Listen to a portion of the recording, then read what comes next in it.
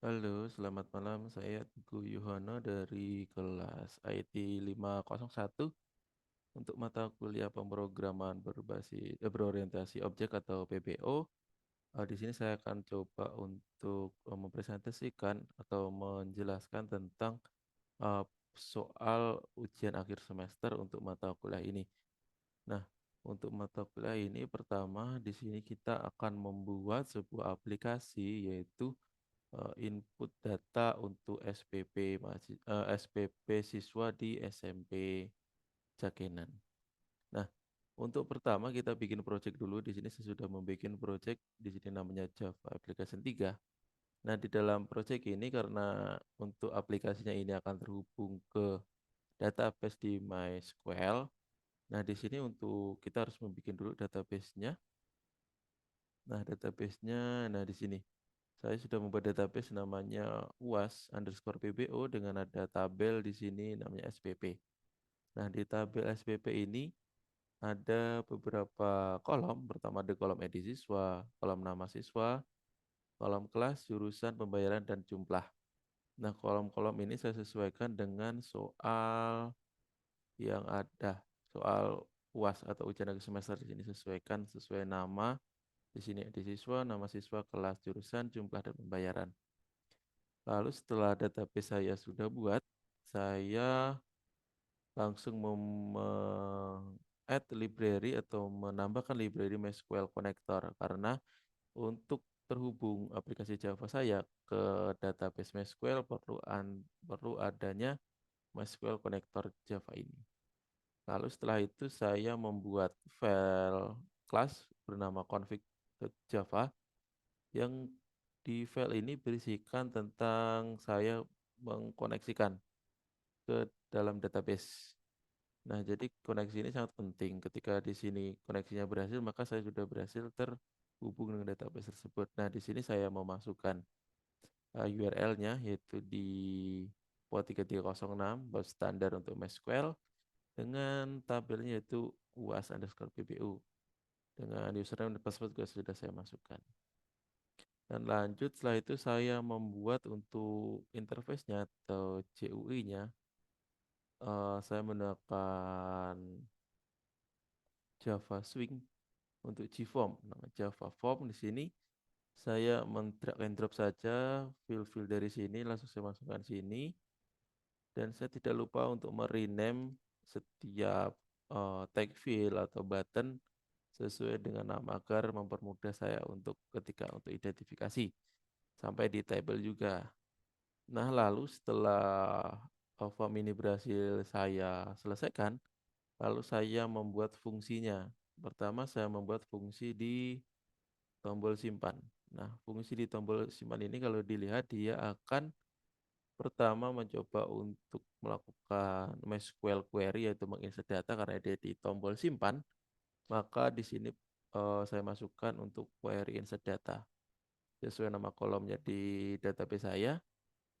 Oke, lalu setelah itu dia akan melakukan fungsi load data sama mengkosong. Nah, fungsi load data ini apa? Fungsi load data ini bisa dilihat di sini yaitu fungsi tentang di sini.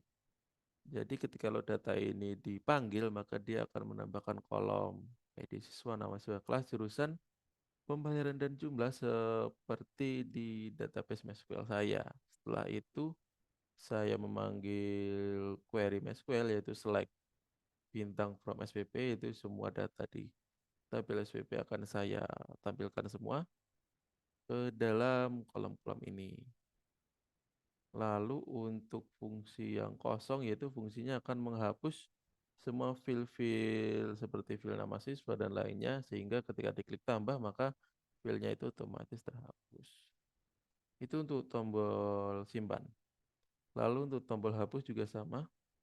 Kalau kita lihat di sini, untuk saya buat di sini saya cuma membedakannya itu di query. Kalau simpan tadi menggunakan query insert, sedangkan di delete di sini menggunakan query delete.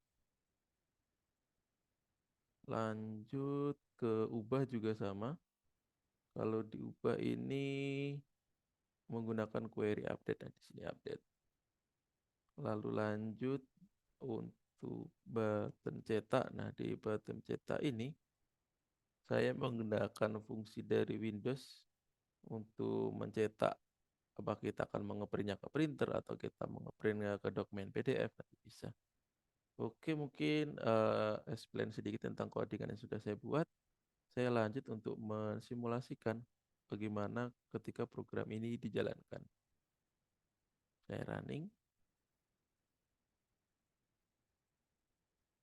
Nah, di sini sudah tampil untuk aplikasinya. Saya coba input ya. Di sini di edisi sudah saya input 3. Nama siswanya saya inputkan Teguh Yuhono.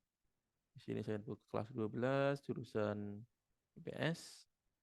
Pembayaran secara transfer sejumlah 500.000. Saya klik simpan, di sini akan menampilkan message yaitu berhasil menyimpan data.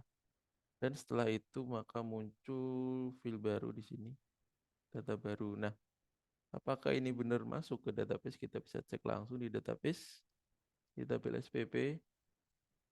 Nah, di sini masuk di nomor 3. Nah, berarti fungsi simpan sudah berhasil. Lalu kita akan coba fungsi untuk rubah. Saya klik dulu di sini mana data yang akan dirubah. Saya rubah namanya Teguh Yuwono, rubah jurusan IPA menjadi cash. Sini dari 500.000 jadi 5 juta. Coba kita ubah, apakah berhasil? Nah, di sini berhasil dirubah ya, dirubah. Nah, di sini, oh sorry, tadi hapus. Oh, tadi berhasil dihapus. Sorry. Jadi datanya berhasil dihapus, maka di sini tinggal 2. Saya klik hapus tadi. Kita cek di database, apakah terhapus datanya? Iya, terhapus. Kita coba yang ubah. Kita klik file ini. Nah, kita rubah namanya Teguh Yuwono. Jurusan IPA, transfer cash, kita rubah sini 100.000. Kita rubah ya, klik tombol rubah. Data berhasil diedit dan di sini sudah berubah. Kita cek di database apakah berubah. Dan di database juga berubah. Akhirnya fungsi rubah, fungsi hapus, fungsi simpan sudah berhasil. Terakhir kita coba fungsi cetak ya. Fungsi cetak ini kita pilih klik kanan cetak dan langsung menampilkan dialog apakah akan disimpan PDF atau mau di print ke yang kita coba simpan PDF, kita klik OK.